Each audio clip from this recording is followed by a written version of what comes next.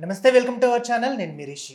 ఇక ఈరోజు మనతో పాటు ఉన్న గెస్ట్ ఎవరు అని అంటే బీఆర్ఎస్ పార్టీ సీనియర్ నాయకులు అలాగే స్పోక్స్ పర్సన్ నవీన్ కుమార్ గారు మనతో పాటు ఉన్నారు. వారిని అడిగి మిగతా విషయాలు తెలుసుకుందాం. నమస్తే అండి. నమస్తే అన్న. జై తెలంగాణ. ఎలా ఉన్నారు? జై తెలంగాణ. జై తెలంగాణ. జై తెలంగాణ. జై తెలంగాణ. ఎలా ఉన్నారు? బాగున్నాం. జై తెలంగాణ.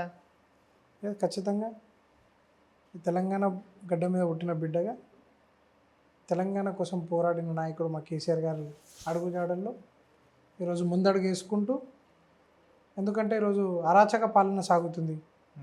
ఏదైతే ఎమర్జెన్సీ రాజ్యం ఇంద్రమ రాజ్యం నడుస్తుందో దాన్ని ధీటుగా ఎదుర్కోవడానికి మరొక పోరాటం చేయాల్సిందిగా మాలాంటి యువకులకు దిశానిర్దేశం కేసీఆర్ గారు ఇవ్వడం జరిగింది. ఖచ్చితంగా వారి అడుగులో మా అడుగు కొనసాగించడానికి మేము సిద్ధమైనందుకే జై తెలంగాణ అనే నినాదం. ఖచ్చితంగా తెలంగాణ ప్రజల్లో మమేకమైందే తెలంగాణ అనే పదం. ఎందుకంటే తెలంగాణ చరిత్ర అనేది 60 ఏళ్ళ సుదీర్ఘ పోరాటం తెలంగాణ. అందులో మనం టీఆర్ఎస్ అనే పార్టీ పెట్టుకొని ఇప్పటికి 20 సంవత్సరాలు పూర్తిగానికి వస్తున్నాయి. ఒక 25 సంవత్సరాలు ఒక పార్టీని నడపడం అనేది ఒక గొప్ప విషయం. అంటే ఎలాంటి ఫేమ్ లేని వ్యక్తి, ఒక బక్క పలసని వ్యక్తి ఈ రాష్ట్రాన్ని సాధించారని నాకు తెలిసి ఎవరు అనుకోలేరు. కేవలం ఆయన గొంతు వినిపిస్తూ గ్రామాల్లో జిల్లాలు తెలంగాణ ప్రతి ఒక్కరు ఇంటింటికి వెళ్ళి, అదే వంట వార్పు కానివ్వండి, దీక్షా దివస్ కానివ్వండి, కేసీఆర్ గారు ఏం చేయలేదండి తెలంగాణ రాష్ట్రం కోసం. అలాంటి ఎన్నో పోరాటాలు చేసి ఎత్తుకు పై ఎత్తేసి 14 సంవత్సరాల సుదీర్ఘ పోరాటం తెలంగాణది. అయితే 10 ఏళ్ళు ప్రజాపాలన అందించిన ప్రభుత్వం కేసీఆర్ గారు. అందుకే జై తెలంగాణ అనే నినాదం ఖచ్చితంగా అది మాకే సొంతమైతే. ఎందుకంటే జై తెలంగాణ మాట మీరు ఎప్పుడన్నా ముఖ్యమంత్రి అన్నాడా చూడండి, జై సోనియమ్మ, జై రాహుల్ అన్న తప్ప తెలంగాణ అనే పదాన్ని ముఖ్యమంత్రి నోట్లు విన్నారా మీరు ఎప్పుడన్నా? అంటే ఇప్పుడు మీ దృష్టిలో అంటే రేవంత్ రెడ్డి గారు తెలంగాణ పర్సన్ కాదు అని మీ ఉద్దేశమా? తెలంగాణకి ఖచ్చితంగా కాదండి, మేము దాంతో ఏకీభవించాము. ఎందుకంటే జై తెలంగాణ ఖచ్చితంగా మాకున్న ఒక జై తెలంగాణ పదాన్ని ఎప్పుడన్నా మేమే కొనసాగిస్తాం తప్ప అటు బీజేపీ కానివ్వండి, ఇటు కాంగ్రెస్ నోట్లకైనా ఎప్పుడు కూడా మనం జై తెలంగాణ అనే పదాన్ని మనం విన్నది లేదు, చూసింది లేదు. వాళ్ళకి ఎంతసేపు బండి సంజయ్ అనేటోడు అంటాడు జై మోదీ, జై అమిత్ షా అంటాడు. ఇక్కడ చూసానేమో జై సోనియా గాంధీ, జై రాహుల్ అని అంటారు తప్ప తెలంగాణ అస్తిత్వం ఇది పౌరుషాల గడ్డనే తెలంగాణ గడ్డ కదా. ఒక కొమ్మరయ్య గారి నుండి ఎంతమంది, రాణి రుద్రమ్మదేవి ఇలాంటి వాళ్ళు నడిచిన నేల మీద మీరు జై తెలంగాణ పదాన్ని వాడకపోవడం అనేది చాలా బాధాకరమైన విషయం. రైట్. ఇప్పుడు కాంగ్రెస్ గవర్నమెంట్ స్టార్ట్ అయ్యి సుదీర్ఘంగా సంవత్సరాల పాలన కావస్తుంది. 6 గ్యారంటీలతో సీఎం రేవంత్ రెడ్డి గారు ముందుకు వచ్చారు. సో ప్రజల దాకా 6 గ్యారంటీలు తీసుకెళ్తాం, ప్రజల దాకా కూడా అన్ని పథకాలు మేము అమలు చేస్తామనే ఒక సంకల్పంతో ముందుకు వచ్చారు. పైగా మెజారిటీతో గెలిచారు. ఎలా చూడవచ్చు? అంటే ఇప్పుడు ఉన్న ఈ కాంగ్రెస్ గవర్నమెంట్ అన్ని విధాలుగా సంక్షేమాలు పథకాలు అందిస్తుంది అంటారా మీ దృష్టిలో? మీకు అందిస్తున్నాను ఒక నమ్మకం ఉంటే మీ కెమెరా, మీ మైక్ తీసుకొని రోడ్డు మీదకి పోదాం, ఓ 10 మందిని అడుగుదాం. లేదంటారా ముఖ్యమంత్రి సొంత నియోజకవర్గం పోదాం, కొడంగల్. ఈ ముఖ్యమంత్రి ఛాలెంజ్ అండి, ఏ నియోజకవర్గం పోదాం, వాళ్ళ ఎమ్మెల్యేలు ఉన్నదా లేకపోతే ప్రతిపక్షం ఉన్న వాళ్ళ దగ్గర ఎక్కడన్నా పోదాం, తెలంగాణ రాష్ట్ర వద్దాం. ఒక ఇంట్లో కాంగ్రెస్ ఇచ్చిన మేనిఫెస్టో చూపించి ఈ పథకాలన్నీ ఇంప్లిమెంట్ అవుతున్నాయంటే భాజపా ప్రతి ఒక్క నాయకులు రాజీనామా చేస్తారు, బీఆర్ఎస్ భవన్కి తాళం వేస్తారు. ఏది అమలు కాలేదు అని అనుకుంటున్నారు? గ్యాస్ ఇచ్చారు, గ్యాస్ అమలు కాలేదంటుండ్రా, కరెంట్ అమలు కాలేదంటుండ్రా, రైతు రుణమాఫీ అమలు కాలేదంటుండ్రా, ఫ్రీ బస్ అమలు కాలేదంటుండ్రా, ఇందిరమ్మ ఇల్లు అమలు కాలేదంటుండ్రా. మీరు ఎలా అంటే మీరు విమర్శించడానికి మాత్రమే మీ పార్టీ ఉంది అని అంటున్నారా? లేదు, ఖచ్చితంగా ప్రజలు మాకు 10 ఏళ్ళ అధికారం ఇచ్చి ఇప్పుడు ప్రధాన ప్రతిపక్ష హోదా ఇచ్చారు మా పార్టీకి. సో యువకులుగా మేము కూడా ప్రతి ఒక్కరికి అర్థం చేయాల్సిన విషయం అంటే మీరు అన్నారు ఫ్రీ బస్ అని. ఎస్, ఫ్రీ బస్ ఒక్కటే అమలు అవుతుంది. ఉచిత గ్యాస్ ఎక్కడ వస్తుంది? 500కి ఎక్కడ వస్తుంది? అదే విద్యుత్ ఎక్కడ వస్తుంది? అవన్నీ కూడా మీరు రండి నిరూపించండి. రైతు బంధు పడలేదు, 1 కోటి మంది మహిళలను కోటీశ్వర్లు చేస్తా అన్నాడు, ఏది 2000 ఇస్తా అన్నాడు, నిరుద్యోగ భృతి ఇస్తా అన్నాడు. ఎక్కడ ఇంప్లిమెంట్ అవుతుంది? ఇందిరమ్మ ఇల్లు అన్నారు, ఎక్కడ పూజ చేసిన ముఖ్యమంత్రి? ఎక్కడ ఇటుక పెట్టిండు ముఖ్యమంత్రి? కూల్చుడు తప్ప నిర్మించడం తెలియదు ఈ ముఖ్యమంత్రికి. గుంపు మేస్త్రి అన్నాడు కదా, నిర్మించడం తెలియదు ఈ మేస్త్రికి, కేవలం కూల్చడం ప్రజాపాలన అని చెప్పిండు.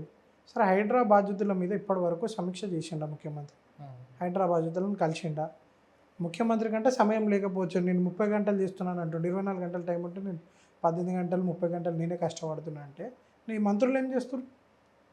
ఒక ఎమ్మెల్యే ఏం చేస్తుండే? ఒక ఎమ్మెల్యే కూడా పోయి ప్రజల బాధ వినలేని పరిస్థితుల్లో ఈరోజు కాంగ్రెస్ ప్రభుత్వం ఉంది. మేము ప్రజాపాలన అని చెప్పుకుంటున్నాం, మళ్ళీ ఇది ఎక్కడ ప్రజాపాలన అనేది ముఖ్యమంత్రి చెప్పాలి.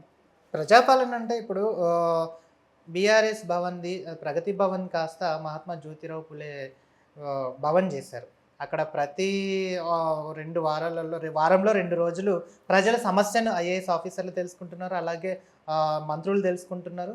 దాన్ని సార్ట్అవుట్ కూడా చేస్తున్నారు. ఎందుకు మీరు ఇలా అంటున్న పక్షాన మీరు చాలా మంచి ప్రశ్న అడిగారు. ఇది కిరణ్ కుమార్ రెడ్డి గడీలు కట్టిండు అక్కడ, మళ్ళీ అదే కాంగ్రెస్ వాడు వచ్చి గడీలు గుల్లగొట్టే.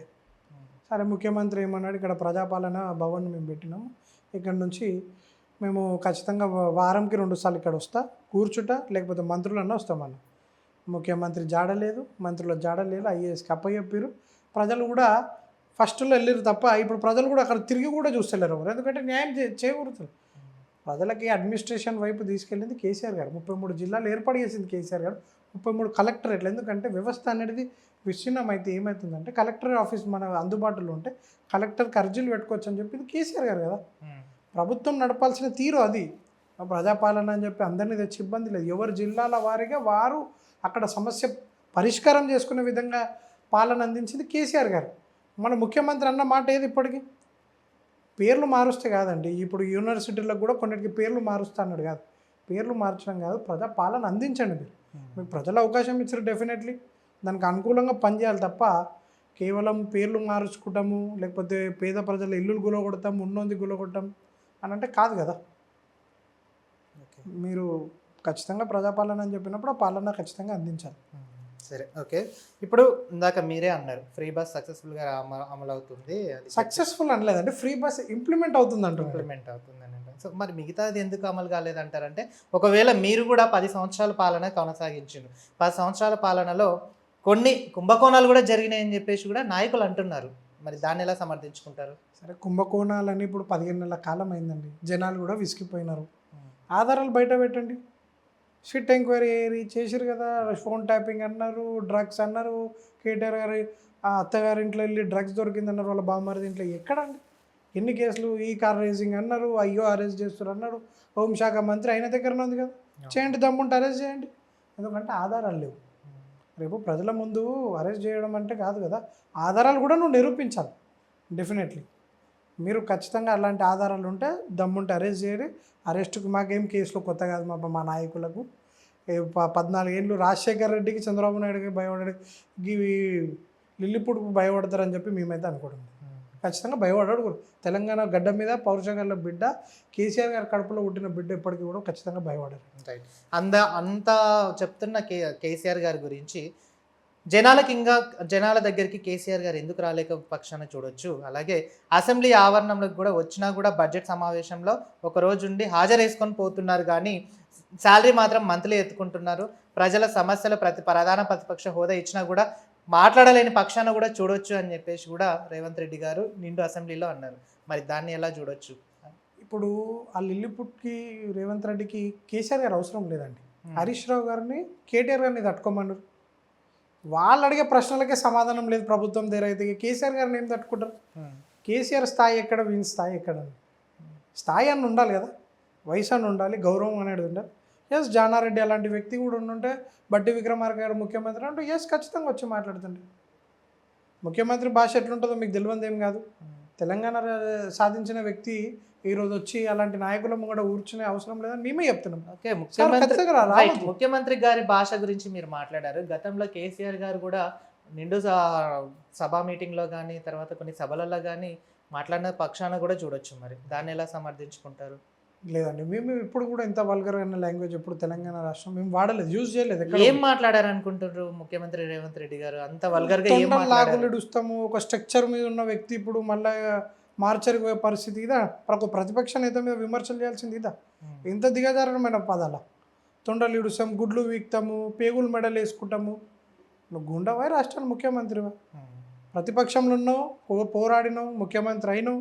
ఇప్పుడు కూడా అధికారం నుండి అసెంబ్లీ సాక్షిగా కూడా మాట్లాడమని కేసీఆర్ గారు ఏనాడు కూడా అసెంబ్లీలో ఎవరిని కూడా తక్కువ చేసి మాట్లాడే ఇలాంటి భాషను ఎప్పుడు అసెంబ్లీలో వాడలేదు. ఎందుకంటే అసెంబ్లీ అనేది భావితరాలకు ఎప్పుడు కూడా స్ఫూర్తిదాయకంగా ఉండాలి. ఎందుకంటే ప్రతిదీ రికార్డెడ్గా ఉంటుంది అసెంబ్లీ అనేది. రేపు మాలాంటి యువకులకు కానివ్వండి అది ఆదర్శదాయంగా ఉండాలి అసెంబ్లీ తప్ప చిల్లర రాజకీయం ఒకవైపు. మేము రాజకీయ సమయం వచ్చినప్పుడు ఖచ్చితంగా ధీటుగా వారికంటే ధీటుగా మాటలు సంధిస్తాం తప్ప, కానీ ప్రభుత్వంలో ఏర్పడినాక మాత్రం ఎప్పుడు అల్టిమేట్గా ప్రజలకు సేవ చేయాలనేది ఏకైక ఉద్దేశం కేసీఆర్ గారిది. అంటే మేము ఇప్పుడు ముఖ్యమంత్రి తలుచుకున్నట్టు ఇప్పుడు ఏదో కేసులు అరెస్టులు అంటారు, అలా కేసీఆర్ గారు తలుచుకుని ఉంటే గెలిచే 6 ఎమ్మెల్యేలు కూడా గెలిచే పరిస్థితి ఉండకపోతుండే కాంగ్రెస్ కానాడు. అది కేసీఆర్ గారికి రేవంత్ రెడ్డికి ఉన్న తేడా.